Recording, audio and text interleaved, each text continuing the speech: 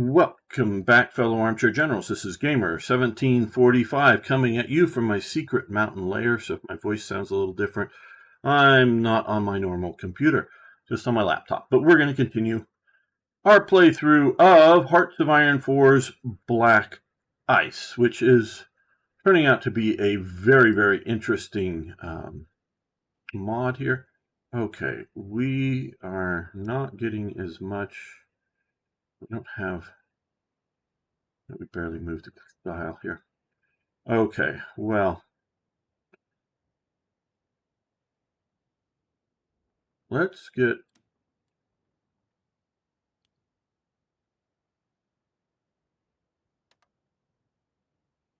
iron ore from Spain. Yeah, let's do that.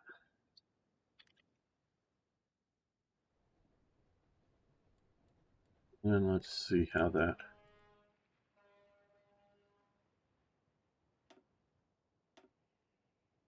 Okay, so now we're at +5 in steel. That's what I wanted to get to. Okay, so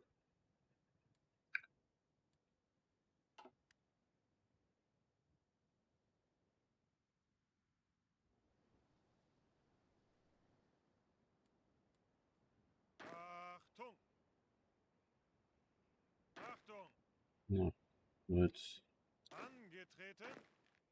create a military force of some sort here. Well, okay. Well, let me. Yeah, that's that, guys. I think we're going to add them to here. Hey, Eric, how you doing? Oh, no, wrong unit. Back to Guderian's unit. France and Britain announced an alliance because Germany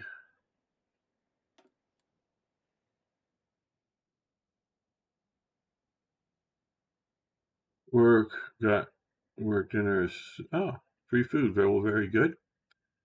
Okay. Just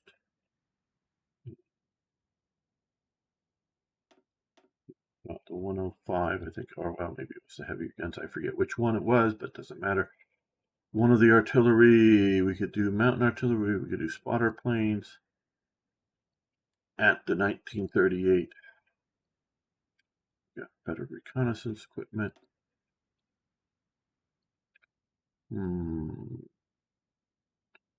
Infantry weapons.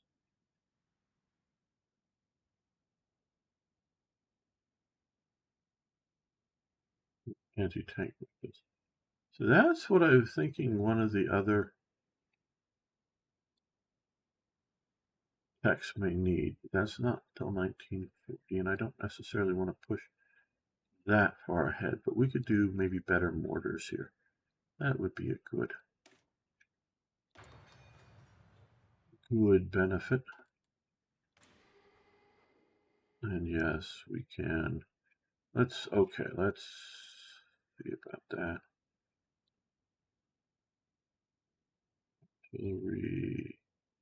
Here we are. Yeah, let's do better field artillery here. I'm leaving these crappy light vehicles until we get the Kupel wagon in production. And what is okay? We're producing one more power plant. We're starting to use up power plants. And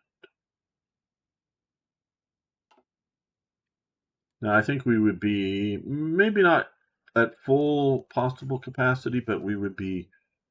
No, I'm not going to Shay and mentioning that. We can take a quick look at the war in China. Okay, Japan is doing fairly well. Actually, fairly well. So yes, we can zoom in and see the units if it really helps anybody. But get going there. Okay, now.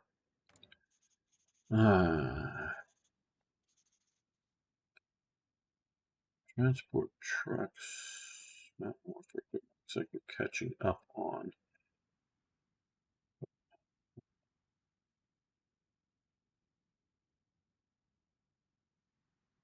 Hmm.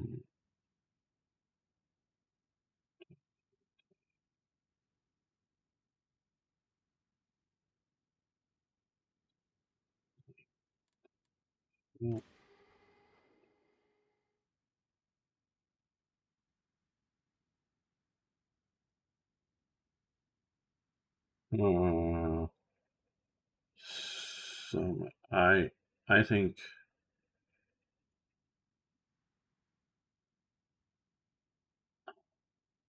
more trucks. And for national focuses, resource industrial plan, which will open up all of this. So we gain a research slot. That's one of the reasons I wanted to come down here. There we get a bunch of military factories, just 28 days. 2 military factories, but still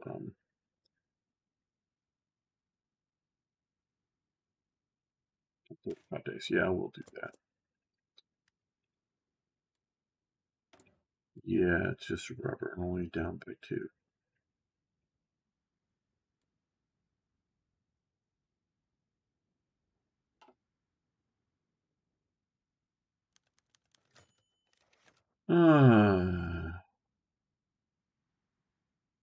Yeah, we'll sell some infantry to bat.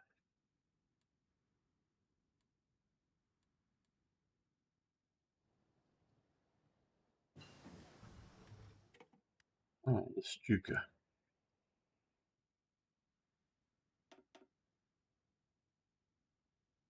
Well, just got that. Yeah, let's do medium bombers. Yeah.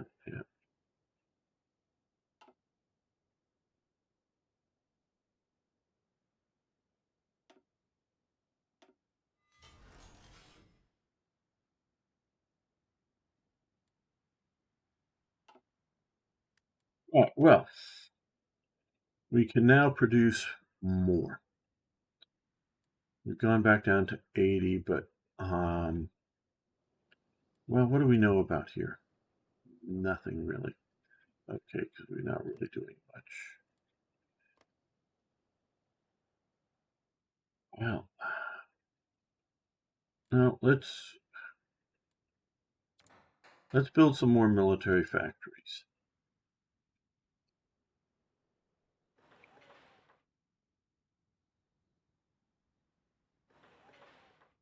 We'll get those. Well,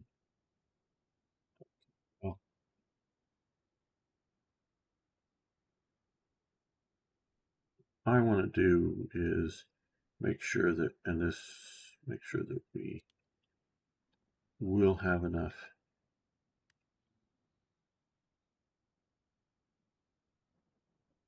So we need more aircraft manufacturing plants because we only have one more capacity there.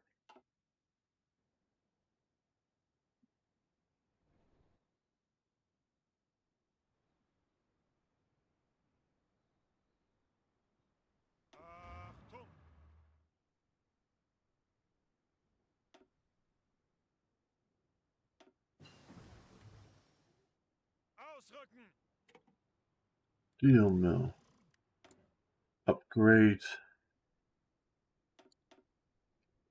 That is over here, which was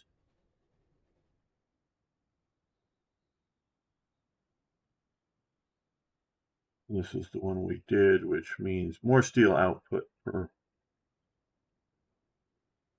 factory. Now, what we can see about doing is improve power plants, which would, instead of making more power plants, makes production capacity better. Okay, yeah. Yeah, that's good. We will do that.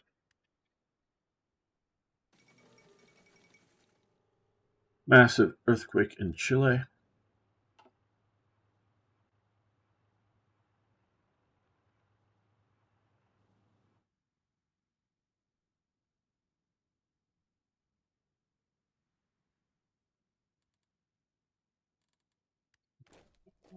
Here. Okay, we can upgrade Liebstandard to Adolf Hitler. We can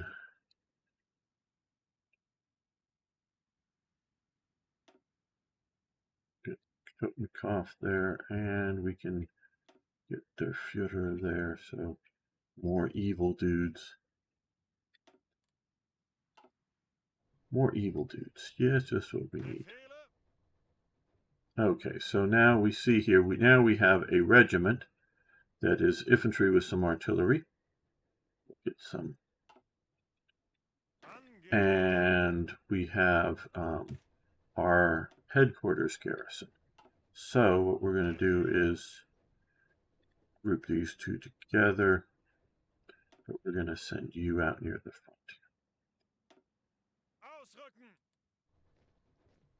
And we've gotten that Der Führer group. Ooh, that's maybe down here in the, yeah. We're going to add that to his command. Because this is, you know, just a motorized infantry unit, which isn't so great, but ain't bad either. Having it.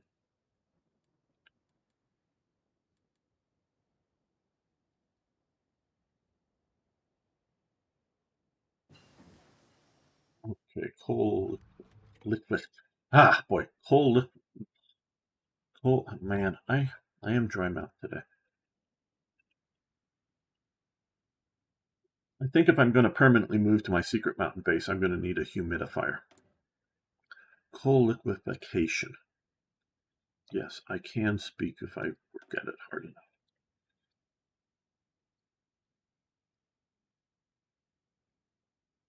That was that one. Okay, improved catalytic cracking, oil extraction. But let's look over here. In 38, so we could do that. Dockyard output 10%. That's pretty big. So let's do that. Okay, still just down on rubber.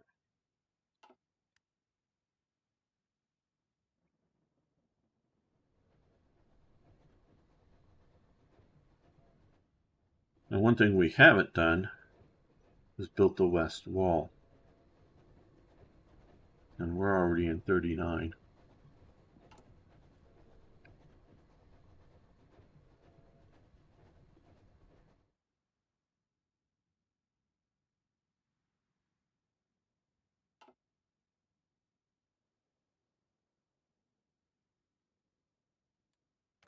Now, I think we should start back.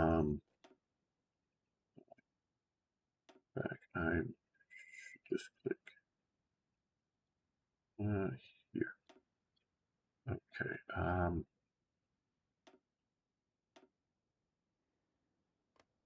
We'll do that. Get at least 2 divisions. They're in development. Hopefully we have enough equipment for that. Autocannons.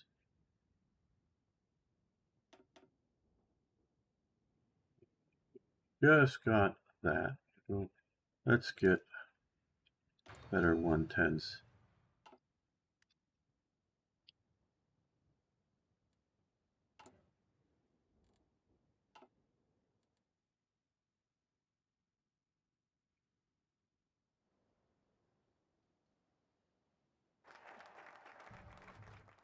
And industrial resource plan. Now, I think we need to do the west wall before it gets too late and things don't go so well. Okay, so now this is another one here. Okay. Rations, monthly population improvements.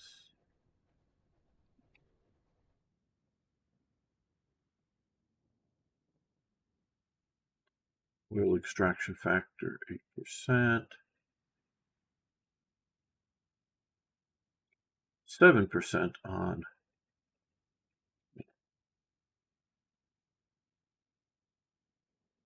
Yeah, I think we'll do that.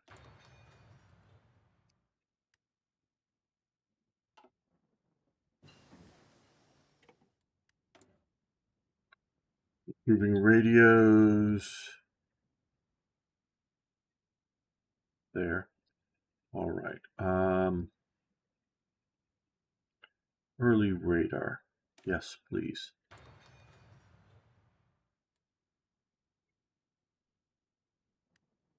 Engine production capacity. We're low. Okay. Well.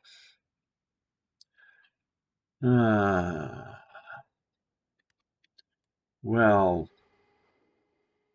Let's take a quick look here. We've got a lot of trucks that need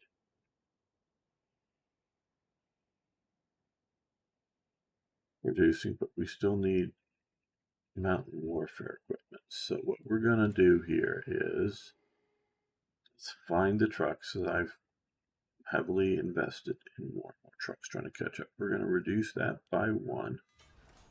And then we're going to find mountain warfare equipment, which probably up here.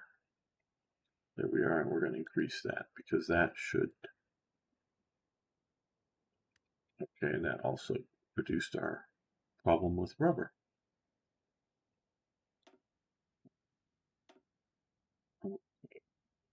Need a lot more anti-tank rifles, and we need a lot more radios still to get mobile battalions up with radios.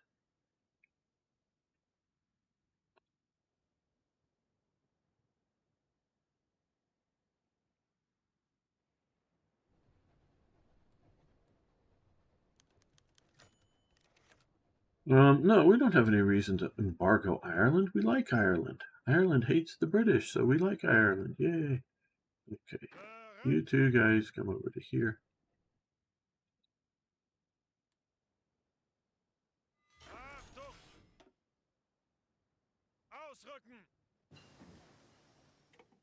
Let's see, is there any more? Okay. Yeah, it may put us in a deficit of equipment. Let's form those divisions now.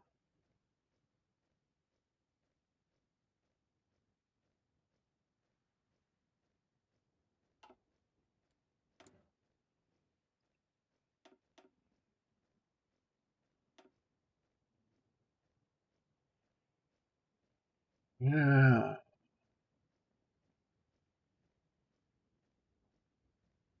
Well, now that we're in 39.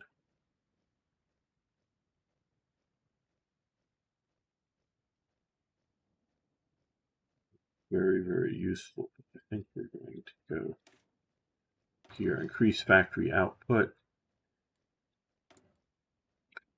Well, engine factory. Now, let's take a quick look here. We're building the west wall.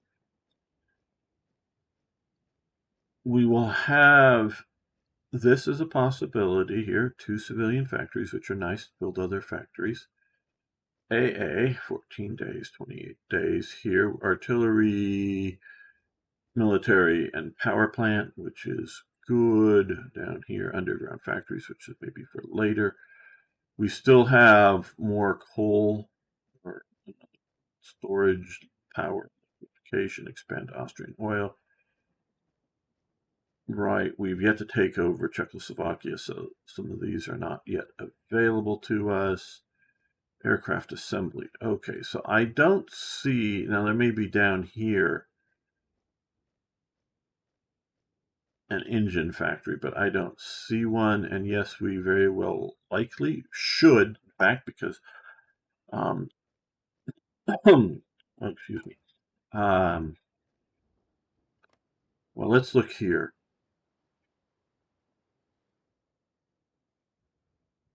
Tatra. I think that's how you pronounce it. Yeah, Tatra. Yeah, something like that. was a fairly major truck factory here. I would say that there should be a engine plant here, just because of this. But there was also some other Czech stuff, so that maybe needs an engine plant. That's one of the things that I've recently discovered some more infographic maps, that show resources and factories and things like that, that not necessarily are new information to game developing researchers, but just other information that made some really nice aerodynamic cars as well. Yeah, the Czechs did. I'm forgetting the company. It wasn't. I don't think it was Tatra. It was one of the others. But yeah, those, yes, they made engines, and of course they made engines for the 35T and the 38T tanks, and they made engines for their aircraft because there was a domestic aircraft industry that was pretty good. So there should be some engine plants for Czechoslovakia. But I'm saying specifically over in this area, and Germany did pick it up as part of getting the Sudetenland. It was Tatra, and I do believe they produced their own engines, and not, produced it out of some other factory and shipped them in for assembly work. But I'm not absolutely sure on that point. But that's the problem when you introduce something new, like, art. Look, guys, I think this is wonderful. Please, this, and I know I've mentioned some of this stuff many years ago. I don't know that they are have watched some of my other videos. My sort of vision of this is getting very, very, very close to my sort of vision of a grand strategy game that I had way, way, way back. I mean, back like in the 90s or earlier, of how I would have done it. And very much had things like engine, because engines,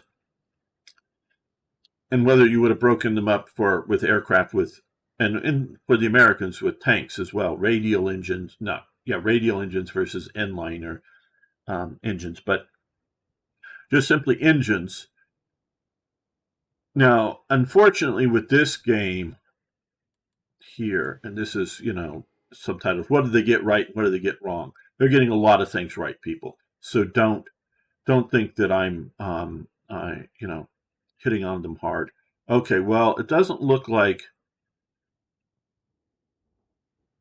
these are using here. Now,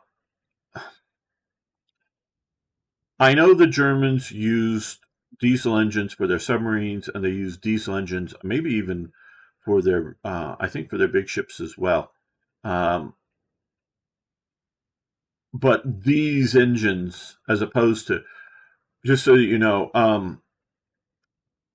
I think most American and British vessels, destroyers, and whatnot were steam engines, actually, but they were oil-based steam engines, and they were turbine, not the reciprocating steam engines. They were turbine steam engines, and they use fuel oil, which is can literally be oil out of the ground, but it will dirty up the engines, and you got to literally climb inside and scrape the engines off fairly routinely if you're burning some of the crude oil coming out of the ground. Ah, wow, Don Ramirez, thank you so much for the super chat. Don Ramirez, €6. Thank you so much. Yes, okay, yeah.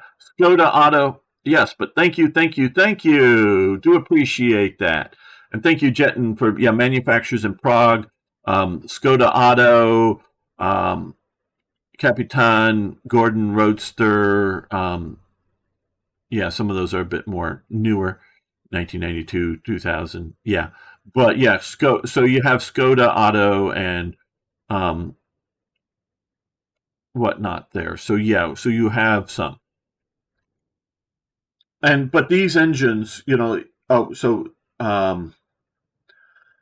that's great. Thanks, Don Ramirez. Thank you. So much for that. All right. So the way that they're building is the steam turbine engines they set up with a both capture the steam and turn it back into water, as well as desalinate salt water, which provides water for both the steam engine on the, whether it was on a carrier or on a destroyer, but also water for the crew as well. And they were burning, again, fuel oil. Where the Germans were, for a lot of their surface vessels, I don't know if it's universal, but for a lot of them, they're running large diesel engines. So you got to have diesel, and they are sort of, a internal combustion engine as opposed to heating up steam. So, but those engines are being built, and they're so large and in such a way they're not competing with building engines for trucks, building engines for tanks, building engines for aircraft. The American Sherman and the American Stuart light tanks were using aircraft engines, literally, so that they're competing. Do you build more Shermans, or do you build more, whatever DC-3s or whatever were using the same engines? I forget right offhand.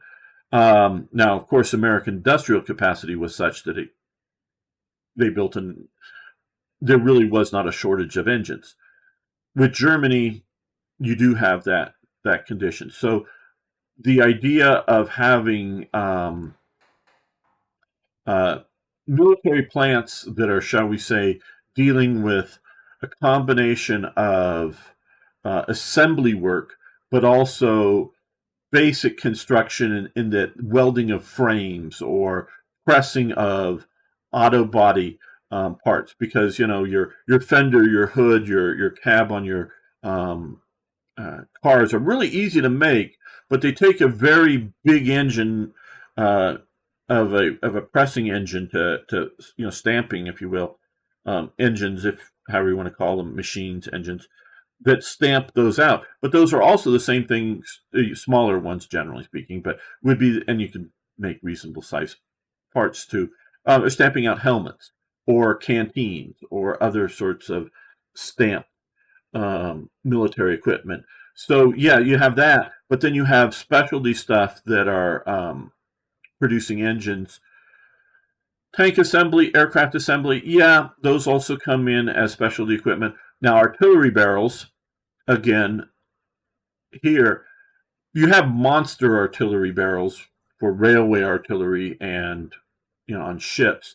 But general artillery barrels is another bottleneck thing that really can put down, is because you can look at all those 88 millimeter anti-aircraft guns, and Germany spams out huge amounts of those, often with rather simple amounts for air defense of the factories and cities and bridges and whatever, internally in Germany. That all of those barrels could have easily have been made in 105 millimeter artillery barrels, or 75 millimeter anti-tank barrels, or 88 millimeter barrels that are used as dual purpose on the front lines, either as anti-aircraft or anti-tank things. But also those barrels are also being put into tanks. So, and of course, smaller ships are using small, destroyers and frigate class are using some of the similar sorts of barrel production. So the idea of having barrel production, engine production, and then some sort of specialty productions of tanks and aircraft, as opposed to just general, because the machines that make a machine gun barrel or a rifle barrel cannot be readily turned into making artillery barrels. So this whole idea is really excellent. The real question is whether it's through national focuses or through civ factories, have they been readjusted to be able to make what was made historically, or other other types of adjustments like that. And I just don't know how well that has been, shall we say, balanced into the game. The idea of this is wonderful, and they are mostly getting it right. But it's still, stuff. IKB, the pocket battleships like the Grosspray had diesels. Yes. Surface Raiders had diesels also. Okay, thank you, IKB. Yeah, I thought so. So Germany is going down the diesel. I don't know if you call them they're internal combustion engines. I should say. So they're doing diesel engines there. Some of the stuff with everybody, people out there understand. I know a shit ton about World War II, but there's more about World War II out there that I don't know than I do. So I'm not claiming to know everything. I know a lot. So I can sort of extrapolate. I do know the Americans were running diesel engines for their submarines. I think just about everybody else was as well. Sometimes on some of the submarines, I believe that diesel engine would power the propellers. But mostly, and I believe for just about all of the American submarines, the diesel engines purely powered an electrical engine, and then that electrical engine is powering the propellers, and that is done because you're also diverting electrical power to the battery. So when you shut the engine off, you're having only one type of engine engaging that propeller shaft. So even though you're having two sort of engines working there, it is still better to do that and have just one, the electrical engine engaging the propeller shaft. Now, for like the motor torpedo boats for the Americans, they were using basically aircraft engines, if you will, but not. They were, like I say, basically, in that they were set up to be water cooled, and so they would actually use seawater to cool the engines. They're marine engines set up as that, but they were using aviation fuel. Now, they could run on standard gasoline. I don't know if they could run on diesel, but they could run on standard gasoline, and they just wouldn't perform as well. They'd still get up and zip around a bit, but they weren't the performance level that you would get out of aviation fuel. So that's why I say basically aviation type engines, in that they're using aviation fuel and they're set up to run like that. But I think, well, it depends on some of the aircraft, but they're pretty big engines, and they're sort of marine aviation engines, if you will. And I don't know what the Germans were using or the British were using for their motor torpedo boats, or the Italians, because you can get a diesel engine going pretty quick. And so I just don't know the technologies that each of these nations were using. And so, like I say, I know some of the facts on some of the ships and some of the boats and some of the aircraft, but not everything here. So the idea of this is really, really good. I just don't know how well it's been properly balanced in. But I do think we should see about producing another engine plant, because we will acquire some more, I do believe, in Bohemia and Moravia and other places, but we don't want to get too far behind if we want to continue to motorize our forces. And this is just, should we have more Civ ICs, because we've added more doohickeys to have to build to achieve the same result. The idea was that surface raiders would be able to turn their engines off and drift and save fuel. Yeah, you do have loitering with the idea of surface raiders, for sure. And also, I think also the element there that IKB is looking at is, if you're talking about the difference between a diesel and a steam turbine that uses heat. A diesel engine, you can virtually turn it on and go. Okay, so you can turn that engine off. You can sit out there, drift around if you're like a raider, like he's talking about, and turn it on and go. But if you're talking about a steam engine, you have to build up enough heat. So if you turn your engines off, you may have 20 minutes, 30 minutes, I don't know, an hour. I just honestly don't know, and it very well may vary. And some of the stuff I do know is also some movies I watched way back when about merchant vessels in World War II and getting on often maybe a coal power, coal powered stuff, engine there, and again maybe more because the engines in the Liberty ships were fuel oil because America had plenty of oil and it didn't want to have too many men down in the the hull of the ship shoveling coal. So they used fuel oil, but those were reciprocating, chunk chunk chunk back steam engines in the Liberty ship. There were still lots and lots of coal-based merchant vessels running around, and some navies, older, out-of-date navies, were still. And I would have to guess something like the Schleswig-Holstein and some of the other earlier vessels here are still running off of coal. And I'm not sure whether these would be turbine or reciprocating coal engines, probably reciprocating engines, but I'm not sure. But if you turn those off and they cool, not turn them off, shut them down for like 5 minutes, but if you shut them down for 5 hours, you may take a lot of time to get up to enough heat to go get speed going. So a diesel engine could you just immediately turn on, immediately turn off, and not have a problem with significant startup time. So if coming over here, Pearl Harbor, all those battleships sitting there on Sunday, I presume all their engines were cold. So even if you had a 20-minute, a 30-minute, warning from the radar, incoming Japanese aircraft, scramble, scramble, scramble, or whatever it would be, alert, alert, alert, those battleships very likely couldn't have gotten anywhere, couldn't even gotten started. Now, you could have gotten the fighters up, fighter aircraft up into the air and protect them more better, and other things like that. But those, I'm presuming, sitting there on Sunday, they didn't have their engines warmed up.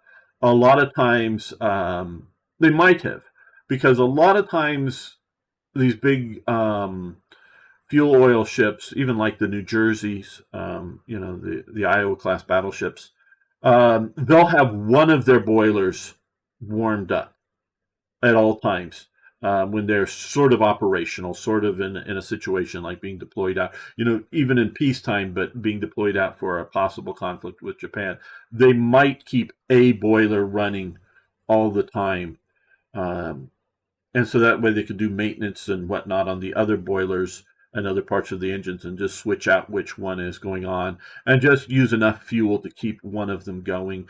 So at least you could get enough power to get your vessel out of the port or whatever, but not really be able to go into combat. So that is one element that I can see that IKB is pointing out about diesels and the Germans. And it's something, and as he points out, the Graf Spee and the other big vessels were using diesel. It's something that you have to look at a structural basis. It is not a good idea to have mixed fleets.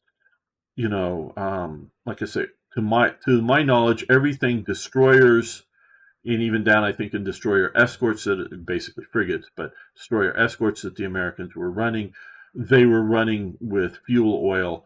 You had to get down to much smaller vessels, whether PT boats or local defense vessels, or things that are sort of below ship ratings.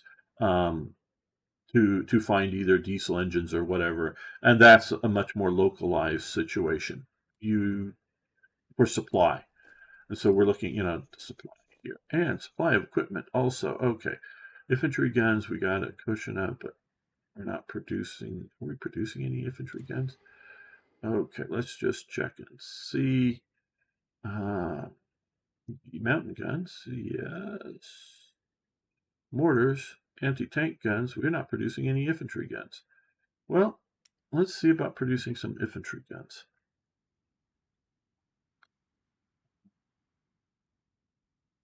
Well,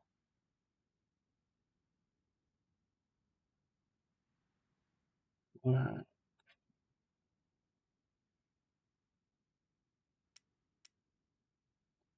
Mm.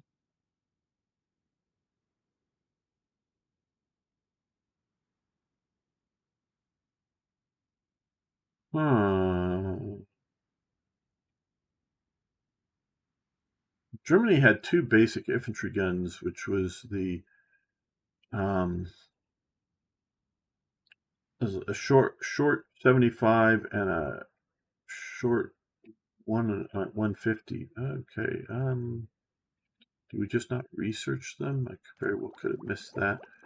Let's go to Universal. Maybe we have not researched. Those are mountain guns. Now let's look over here and output here. Maybe we haven't. No, here we are. That's what I was looking for. 75, the 105. Why don't I see? I mean, am I just being blind? I could just be missing it. Oh, here they are. Wow, I'm just blind. Yes. Hello, Milendo 571. Sorry if I'm butchering that. Yes. Okay. Yes, I found it right here. Yes. Okay, so we are producing those, but not enough. So let's tag that in because we keep clicking the wrong thing here.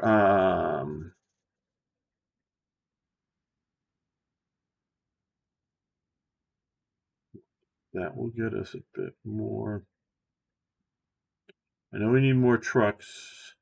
We're not catching up too fast, but we're having engine and rubber problems. Okay.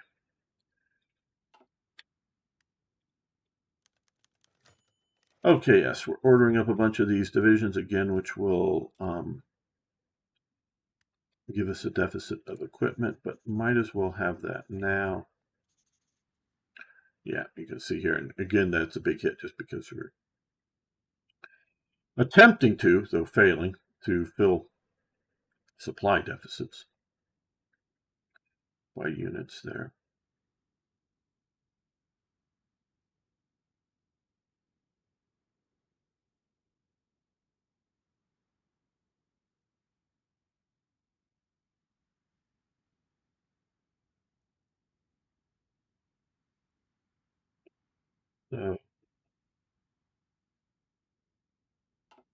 So like I say, I'm loving the varieties of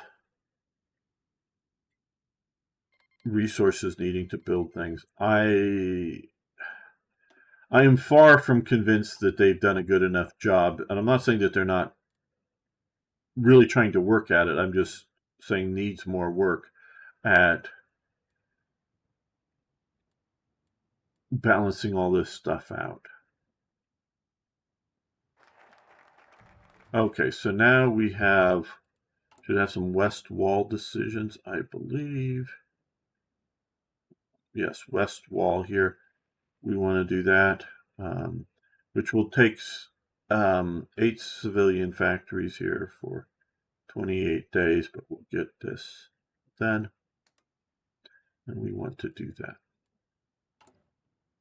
All right, so we needed to do west wall if we're going to be going, if we're going to keep pushing. I would have made the west wall a requirement for the Sudeten push, just because it was only the belief in that they had a secure, relatively speaking, situation to push on the Czechs that they could defend against a French attack. Okay, well, We very well, very well may do a 1940 start the war, because that is often my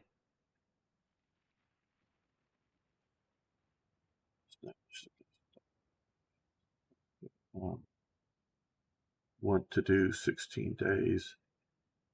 Yeah, we'll do the first Vienna.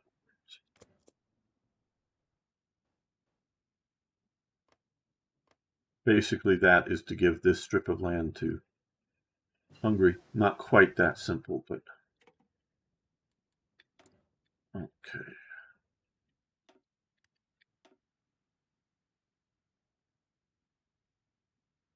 Right spot? Yeah. Okay, so now that we have got the 105, we can do this. I mean, it's a minor piddly thing, but I think a little better linking in what is, making sure it's easy to know what is needed to unlock some of those things. We can, whatever, we don't care about that.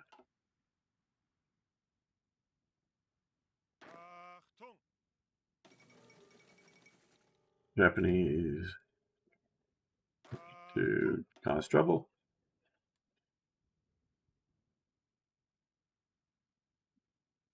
Let's create another command here. Put forces down here. Yes. And let's find a general. Schroeder. Okay.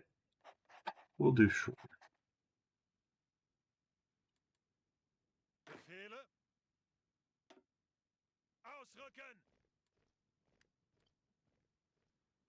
And we may want to move him to the west here.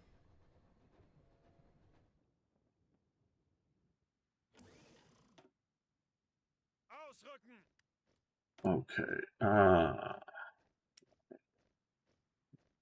Here, we can't do this because we need to do the, I think we're researching that gun right now. Good.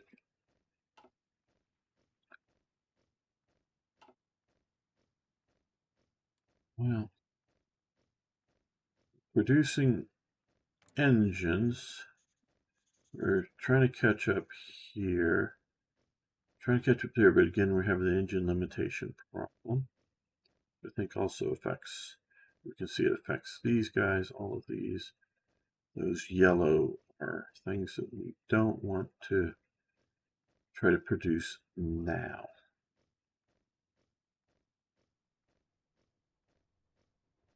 You know, one thing that I think we're lacking is radio equipment. So,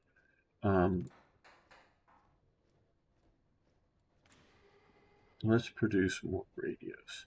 I know it didn't have a big red thing either in production or reserves or production daily production numbers.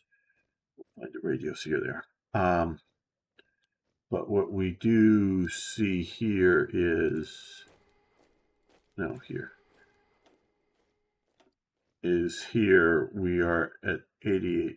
So we're going to do this now.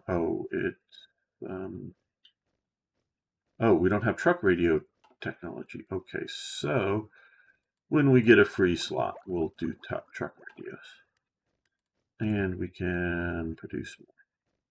Well, since we do have a significant engine limitation, I don't like that. So, well, let's stick it way out here. And we can, I know I will overcompensate for some lacks, but it's just, Norway, I don't care enough, go away.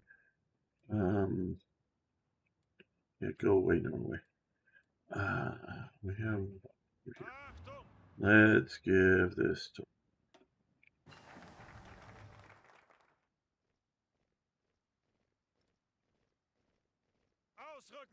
okay, so, and Volkswagen and Heinkels, all right.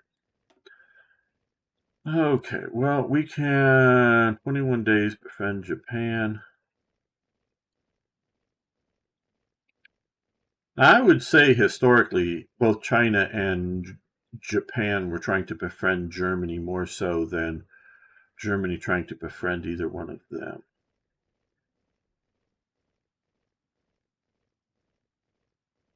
Black defenses, 14 days. Yeah, let's do that.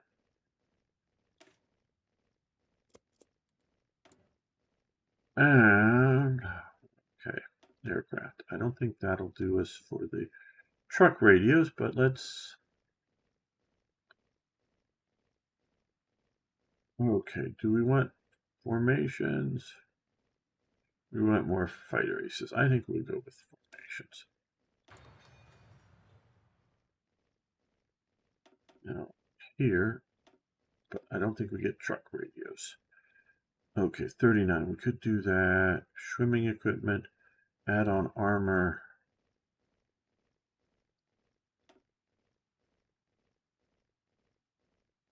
Woolly heat ammunition, which is very nice.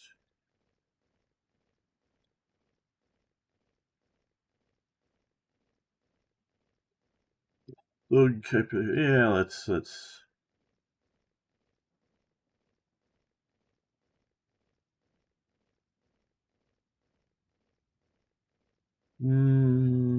do this. And initially, the Germans were more favorable towards China. Oh yes, very much so. Hey, what's your opinion of the Darkest Hour mod? A shame that they didn't update it yet. I have not, and I know there's a Darkest Hour mod for Hearts of Iron 4, I believe, and I know the old one. I have not played it. So Storm incoming, I don't have an opinion yet. I don't want to until I play something, at least some element of it. I don't have an opinion of it, either good or bad. So just no opinion. Sorry. Um, Someday I'll get to it. I intend to play just about every significant mod for Hearts of Iron 4 at some point, but don't. Yes, China. Even though Germany was one of the nations carving up bits and pieces of China, China and Japan did get along. No, China and Germany did get along fairly well. Um, China does join World War One mostly to get back the German controlled territories. Um,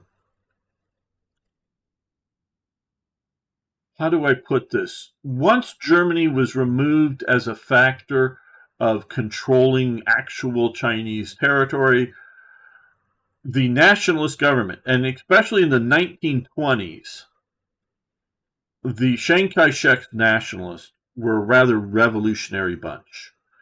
They were also very nationalistic. Revolutionary doesn't necessarily mean communistical in leveling, either communist or making everybody equal. But they were a very sort of revolutionary party and very anti-Western. Now, by the 1930s, they sort of calmed down that anti-Western, realizing that, yes, American and British and other boats up on some of their major rivers and lakes were a big,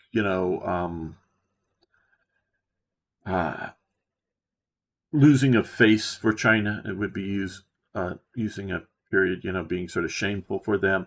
But they were probably a net good. They could probably see that it is a net good, and that to modernize China,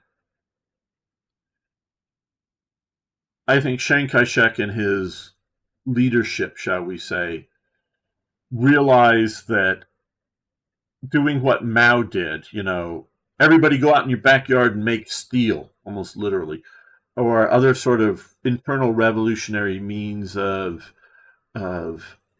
modernizing China was not the best way to go about it.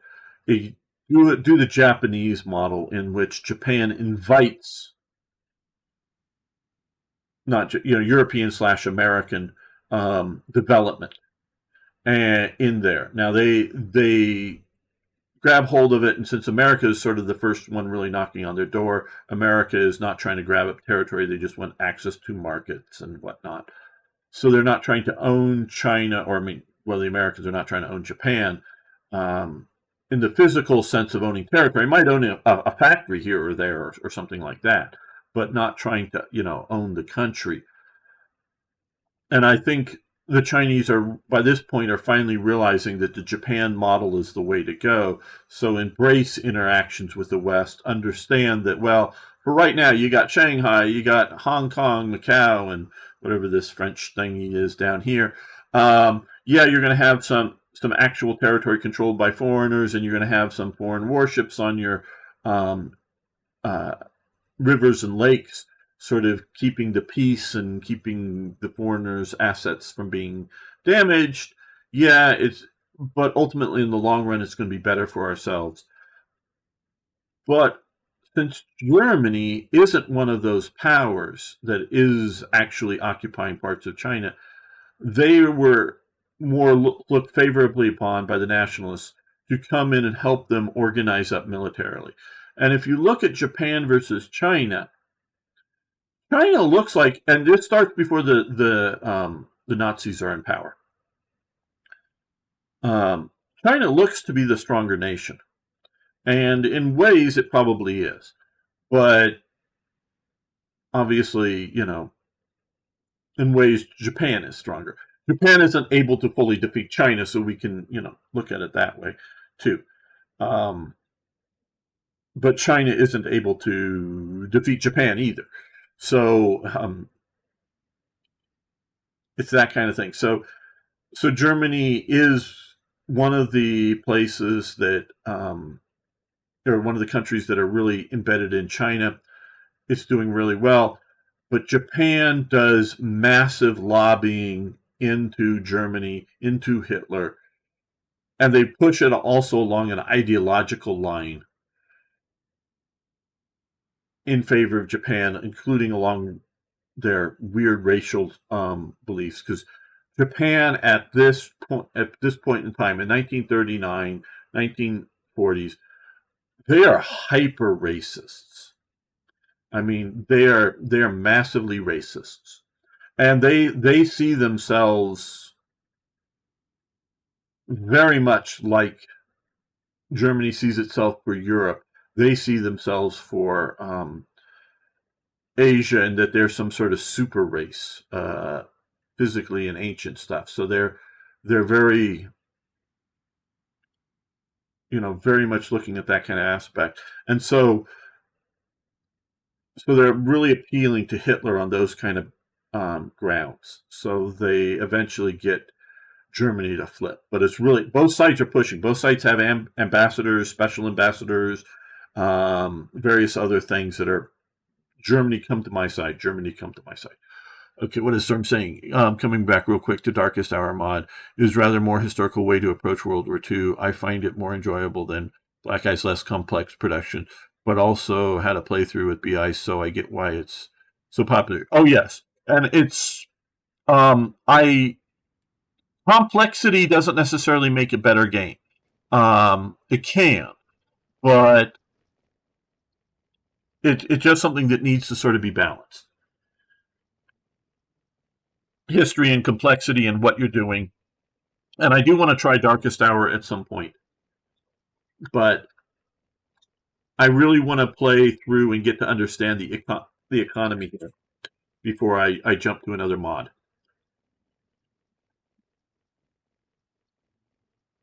So it'll be a while before I try Darkest Hour, but I will try it at some point. So keep checking back, keep asking about it. Someday it will be a yes, but just not today, or near future. Obviously not today, but.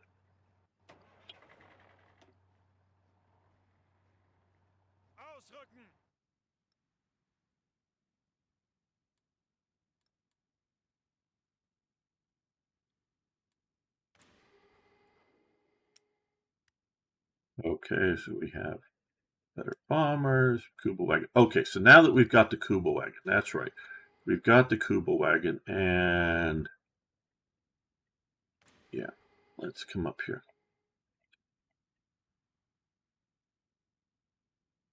Oh, well, no, I should look at this. I think what I look at this is this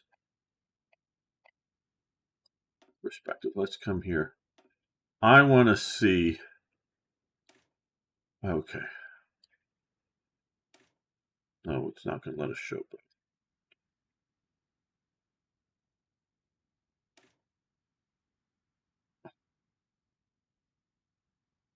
Oh.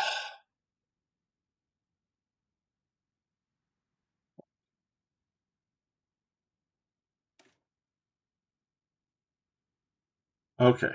Well.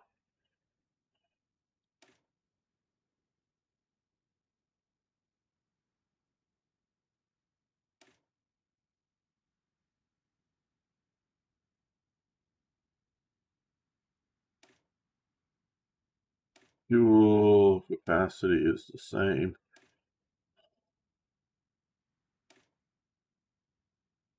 Here's what's wrong here. Fuel usage is actually down. Between this vehicle, it was using 0.2. This vehicle is using 0.17. So they got that right. This is using 112, and this is using 112 as well.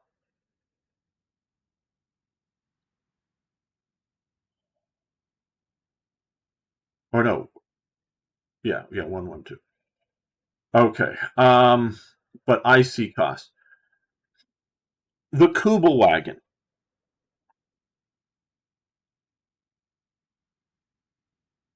It's a Volkswagen Beetle, people. If you don't understand, for the motor, the transmission, the wheel, the drivetrain, all of that, that is the same as an early Volkswagen Beetle. I know it changes over time, but that's what that is.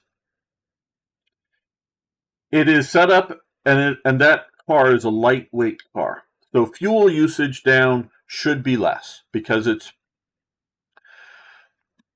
this thing. I don't know this, but this looks like a easy six passenger car. This looks like maybe a 4-passenger car. I don't know if those things. Now, I don't know about these other the stowers, whether they look 4-wheel drive, but I don't know. The Kuba wagon, the good element of the Kuba wagon is its simplicity. It is 2-wheel drive. 4-wheel is better, but 4-wheel is more complex for production costs and time. I don't know the weight difference between the American Willys Jeep versus the Kuba wagon, but they're probably fairly comparable. Now, the Willys Jeep, I would overall say is better. My granddad had a surplus one that was painted sort of orange on his ranch way back when, and I learned as a kid just sort of how to drive it a bit. Not that I was any great driver of it, and eventually it wasn't running anymore. But if I have a fondness for it, I do think it's better with its 4-wheel drive and whatnot. Now, the Kuba wagon is so light, and if you're talking about an army, you're talking about a lot of men around, that everybody can get out, and you can get out and push or get out and lift up that vehicle and move it out of a stuck position rather easily. But the simplicity of manufacture, partially it's just as lightweight as a utility. Like I say, to get across rough country, it could be everybody out but the driver, and the driver drives it, or across a river or some mud puddle or whatever. Or it could just be, if you get stuck, everybody out, and we push/lift up this lightweight vehicle and get it going. So you don't need the 4-wheel drive as much. I think it's a bit quicker handling than the Willys Jeep, but I don't know if that really matters, and it's not that much of a difference. But again, and I get things wrong too in my analysis of games and history. Trust me, I know that. But the idea that the Kuba wagon takes more IC cost than any of these other vehicles. And to my knowledge at least, of the major production, and this is one of the top ones, light utility military vehicles, this is the cheapest and easiest to build. Um, and yes, I know you have at this time particularly, you have the Krupp, the company, Protaz, the vehicle, was a little lightweight truck. And this could sort of kind of be symbolizing other lightweight trucks, lighter than, do we have other truck types in here somewhere? I don't know. But, other than just more basic military trucks, yeah, you might, but really this is spamming out Kuba wagons. So, in my opinion, they're getting this wrong. This is sort of and it's coming from, I don't know if Hart or if Paradox really is the starter of this, but is the idea that each of these things gets in some ways more and more costly. Where in reality, some of the reasons that this is, this, and again, I don't know the Stower 1500, but this might be a better vehicle, for Germany, as in should be better stats. We could talk about the stats on speed or whatever, but for functional military use, this might be a better vehicle. This is just so good because it's so cheap to produce. But I guess I will. But should I even? Should I even go over to?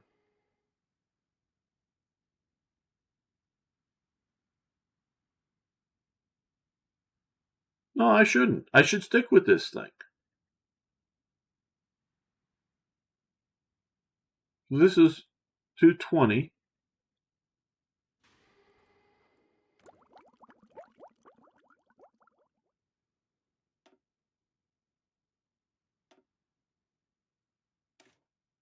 And this is 230.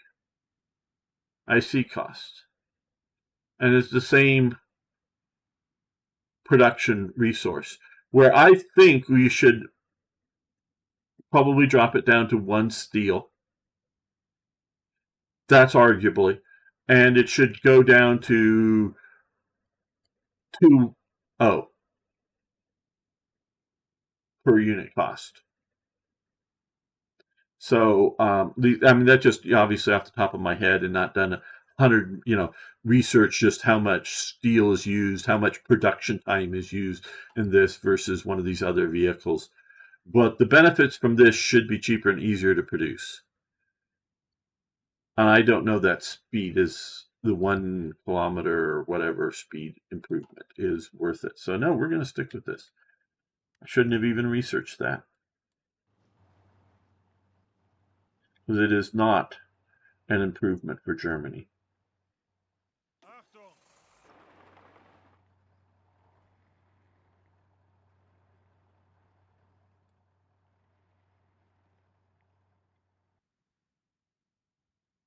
So that would be one of where they got things wrong. Again, I could be wrong on some of this stuff too. I'm not saying I'm always right or anything like that. Okay, so we're no longer the effects of the West Wall, which means our civilian construction now is capable. Took 8 away. Now let's do another military factory. We like those, of course. Sort of maxing out there. But we have other places we can put military factories. And again, we're going to wait to get some more engines. Well, let's get mountain warfare. Get that. I prefer not to have a deficit of that. Okay, well, let's end this episode. I know it's gone on a bit long. I want to thank everyone who's made it this far. And if you haven't already, of course, hit that like button, and please subscribe if you're new around here. See you next time for more, yes, more Hearts of Iron.